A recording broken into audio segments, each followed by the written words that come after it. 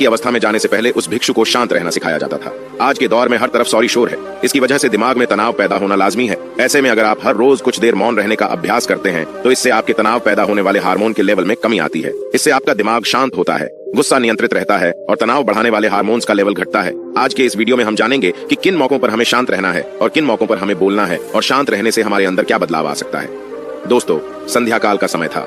गुरु अपने सभी शिष्यों को बुलाते हैं और कहते हैं, कल सुबह सब लोग नदी में स्नान करने के बाद तुरंत हमारी कुटिया के सामने उपस्थित हो जाना। सभी इसी से हैरान रह जाते हैं कि हम लोगों ने कुछ गलती की है क्या, लेकिन गुस्से से यह कहते हैं कि हो सकता है कि गुरुजी कल सुबह कुछ अच्छी बात बताने वाले हैं। सब लोग रात को सही समय पर सो जाते हैं और सुबह उठकर सभी लोग नदी में स्नान करने के बाद वापस गुरुजी के सामने उपस्थित हो जाते हैं। गुरु कहते हैं, आज हम तुम सबको चुप रहने के फायदे के बारे में बताऊंगा। गुरु कहते हैं, 10 मौके जहां पर चुप रहने से होता है लाभ और बोलने से नुकसान। गुरु कहते हैं, अगर आप इन 10 मौकों पर शांत हो गए यानी मौन हो गए तो आप जो चाहेंगे वही मिल जाएगा। आपकी जिंदगी में चमत्कारिक बदलाव शुरू हो जाएंगे। जरूरत से ज्यादा बोलना या चुप रहना दोनों ही अच्छी बात नहीं है। जैसे जरूरत से ज्यादा बारिश हो जाना या फिर धूप दोनों ही दिक्कत देती है, उसी तरह अनावश्यक बोलने से भी काफी नुकसान होता है। गुरु कहते हैं कि पहला ऐसा मौका जहां पर व्यक्ति को चुप रहना चाहिए, बिना तथ्य के ना बोले। गुरु ने कहा, अगर आपके पास कोई तथ्य नहीं है तो वहां चुप रहने में ही भलाई है। चुप बैठने से दिमाग में नई कोशिकाओं का निर्माण होता है और इससे ज्ञान की वृद्धि होती है। बोलने में भलाई वही है जहां आपको किसी चीज के बारे में पूरा ज्ञान हो। अगर आप बिना तथ्य के कहीं बोलते हैं या फिर बेवजह बोलते हैं तो आपका वहां मजाक भी बन सकता है। अगर आपके पास पर्याप्त जानकारी नहीं है, ऐसी जगह पर बोलने से आपका मजाक तो बनी रहेगी, साथ ही साथ लोगों का भरोसा भी आपसे उठने लगेगा। इसलिए ऐसी जगह पर शांत रहो जहां तुम्हें पता ना हो कि क्या बोलना है क्या नहीं। कई बार कुछ लोग ऐसे होते हैं जो हर जगह अपनी उपस्थिति बताने लगते हैं। उन्हें पता नहीं होता है कि हमें क्या बोलना है, लेकिन फिर भी बोलते जाते हैं और फिर बाद में दूसरे लोग उनके जाने के बाद उनका मजाक उड़ाते हैं। जब तक आपको उस तथ्य के बारे में अच्छा ज्ञान नहीं है, उसके बारे में पता नहीं है, तो वहां चुप रहना ही ज्यादा समझदारी है। गुरु ने कहा, दूसरा ऐसा मौका जहां पर व्यक्ति को चुप रहना चाहिए। शब्दों से न पहुंचे ठेस। अगर आपके शब्द किसी को मानसिक ठेस पहुंचा रहे हैं तो वहां चुप हो जाना चाहिए। कमजोर व्यक्ति के बारे में कुछ भी बोलकर आप महान नहीं बन सकते हैं। महान आप किसी कमजोर का साथ देने में बनेंगे। कई बार होता है कुछ लोग अपने से छोटे व्यक्ति को भला बुरा कहते रहते हैं। सामने वाला इंसान तो कद से आपसे छोटा है, वह आपको कुछ नहीं बोलेगा, लेकिन आप उसकी नजरों में गिरते चले जाएंगे।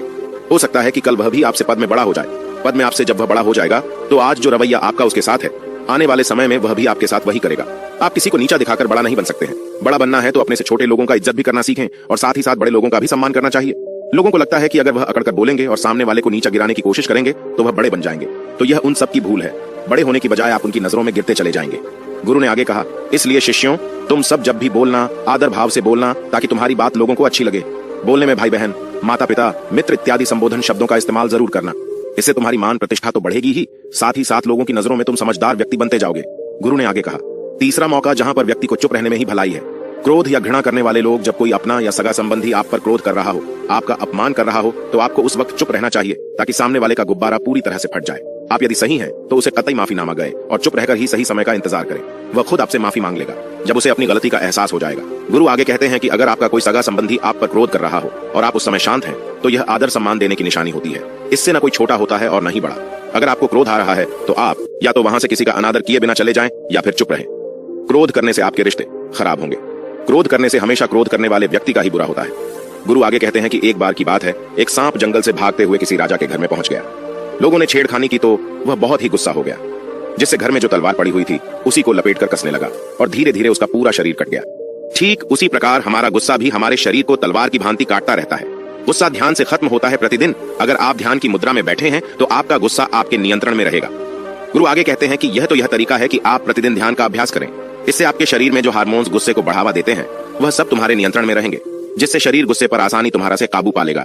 लेकिन एक तरीका यह भी है कि जब भी आपको गुस्सा आए तो आप यह समझने का प्रयास करो कि क्या मेरा गुस्सा जायज है या नहीं। हमें वहां पर बोलना चाहिए कि नहीं। जब आप खुद इस बात का आकलन लगा पाएंगे तो आपको खुद पता चल जाएगा कि हमें गुस्सा करना चाहिए या नहीं। फिर भी आपको गुस्सा आ रहा है तो आप वहां से हटने का प्रयास करें, वहां से दूर चले जाएं। धीरे धीरे समय के साथ आपका दिमाग शांत हो जाएगा। गुरु ने कहा, चौथा ऐसा मौका जहां पर इंसान को बहुत ही समझदारी के साथ काम लेना चाहिए। वहां पर आपको चुप रहना ही चाहिए जहां पर उस मुद्दे से आपका कोई संबंध ना हो। अगर आपका किसी मुद्दे से कोई संबंध ना हो तो वहां आपका चुप रहना बनता है। बिना किसी वजह अगर आप दूसरे के मुद्दे पर बोलेंगे तो यह आपके लिए अनिष्टकारी होगा। इसमें केवल और केवल आपका ही नुकसान है। जल्द ही आप किसी दो लोगों के बीच हो रहे विवाद में जल्दी अपनी टांग न डालें। अगर सामने वाला आपको बुला रहा है अपना झगड़ा शांत करवाने के लिए तो ही आप वहां पर जाएं। किसी की व्यक्तिगत जिंदगी में दखल अंदाजी नहीं देनी चाहिए जब तक कि वह व्यक्ति आपको नहीं बुलाता है। अपने झगड़े को शांत करवाने के लिए कुछ लोग फालतू में दूसरे के विवाद में कूद पड़ते हैं। इससे उनके मान सम्मान मर्यादा पर लोग उंगली उठाने लगते हैं। गुरु कहते हैं कि 10 मौकों में 5वां ऐसा मौका जहां पर व्यक्ति को बहुत ही समझदारी के साथ चुप रहना चाहिए। आपके शब्दों से किसी मित्र को हानि न पहुंचे। अगर आपके शब्द सामने वाले के परिवार या मित्रों की प्रतिष्ठा के बारे में बुरी झलक दिखा रहे हैं तो आपको चुप रहना चाहिए। किसी के परिवार या फिर मित्र के बारे में बुरा बोलने से केवल आप ही बुरे बनेंगे। जो चीज आसानी से खत्म की जा सकती है उसे अपने शब्दों से बड़ा न करें। बिना चिल्लाए बात करने का प्रयास करते रहना चाहिए। अगर आप बिना चिल्लाए कोई बात नहीं कह सकते तो आपका चुप रहने में ही भलाई है। किसी पर चिल्लाने से आपके व्यवहार के बारे में पता चलता है। ज्यादा बोलने से चीजें हमेशा खराब ही होती हैं। कई बार कुछ रिश्ते ज्यादा तेज बोलने की वजह से टूट जाते हैं। इसलिए अपनी आवाज में मीठापन लाएं। आपके शब्दों से आपके दोस्त को हानि नहीं पहुंचनी चाहिए। कभी कभी दोस्तों के जब हम मजाक हैं तो रहे कि आपके शब्दों से किसी का अनादर ना हो। मजाक को भी हमेशा शब्दों के मायने में ही रखें। जहां किसी को शब्दों से चोट लगे वहां चुप हो जाएं। ज्यादा बोलने से हमेशा नुकसान ही होता है। किसी और की प्रतिष्ठा को अपने शब्दों के माध्यम से उसे हानि नहीं पहुंचानी चाहिए। यदि आपके शब्दों से किसी और की प्रतिष्ठा को ठेस पहुंच रही है तो वहां आपको चुप हो जाना चाहिए। जब कोई व्यक्ति आपके सामने नहीं है तो आप उस व्यक्ति के बारे में बुरे शब्द किसी तीसरे व्यक्ति के सामने न बोलें। गुरु कहते हैं छठा मौका जहां पर व्यक्ति को चुप रहना चाहिए, जब कोई कर रहा हो किसी की बुराई। जब कोई आदमी आपके सामने किसी तीसरे आदमी की बुराई कर रहा हो तब तुम्हें चुप रहकर बस सुनना चाहिए। अपनी राय व्यक्त नहीं करना चाहिए, क्योंकि जो आज आपके सामने किसी तीसरे की बुराई कर रहा है वह कल किसी और के सामने आपकी बुराई भी कर सकता है। यदि आपने कुछ कहा है तो नीति शास्त्र के अनुसार जो अपने मुंह को बंद रखता है और बुद्धि से काम करता है वही इंसान समझदार होता है। बिना जरूरत के बोलना, किसी के बारे में किसी के बीच में बोलना यह गलत बात है। कभी कभी हमारे लिए बुद्धिमानी इसी में होती है कि हमें अपना मुंह ऐसी जगह पर नहीं खोलना चाहिए। गुरु आगे कहते हैं कि 10 मौकों में 7वां ऐसा मौका जहां पर व्यक्ति को चुप रहना चाहिए, जब कोई नहीं समझे आपकी भावना। यदि आपको लग रहा है कि कोई व्यक्ति आपकी भावना, दुख या परेशानी को शब्दों में नहीं समझ रहा है, यदि आपको लग रहा है कि सामने वाला व्यक्ति आपकी भावना या दुख को या आपकी जो परेशानी है उसको वह समझ नहीं पा रहा है या समझने का प्रयास ही नहीं कर रहा है या वह आपको ध्यान से सुन ही नहीं पा रहा है, तो ऐसे व्यक्ति के सामने आप चुप ही रहें, क्योंकि ऐसे लोगों को आपकी भावना या दुख से कोई मतलब नहीं होता है।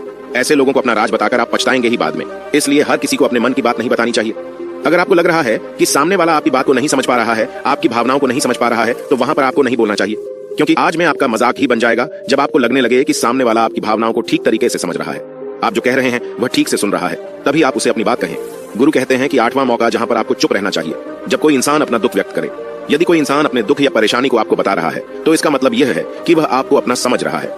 ऐसे में तुरंत ही उसे समाधान बताने के बजाय चुप रहकर उसके दुख या समस्या को सुने। उसके दुख या समस्या को किसी और को न बताएं। वह इसलिए नहीं बता रहा है कि उसकी समस्याओं का समाधान कर देंगे, बल्कि वह इसलिए भी बता रहा है कि सामने वाला उसकी बात को समझ रहा है। कई बार बताने से दुख कम हो जाते हैं। आपको अपना दुख इसलिए बता रहा होगा कि उसे लग रहा है कि आप उसकी बात को समझ रहे हैं। दुख बांटने से कम हो जाता है। इसलिए जब कोई व्यक्ति अपना दुख आपसे व्यक्त करे तो आप चुप मारकर उसकी बात को बहुत ही ध्यान से सुने, ताकि उसके दुख कम हो जाएं, उसके मन का बोझ हल्का हो जाए, क्योंकि उसके मन में जो भी बातें थी वह आपको सब बता दिया। गुरु आगे कहते हैं कि 10 जगहों में 9 ही ऐसी जगह जहां पर आपको चुप रहना चाहिए। जहां पर दुष्ट प्रकृति के लोग रह रहे हों और गाली गलौज कर रहे हों तो आप वहां पर मत जाइए। ऐसी जगहों से आप चुपचाप निकल जाएं, अर्थात अपनी प्रतिक्रिया दिए बिना आप वहां से चले जाएं, क्योंकि जिसकी जुबान खराब होती है, जो दुष्ट प्रकृति के लोग होते हैं, उनको आप ऐसे समय में नहीं समझा सकते हैं।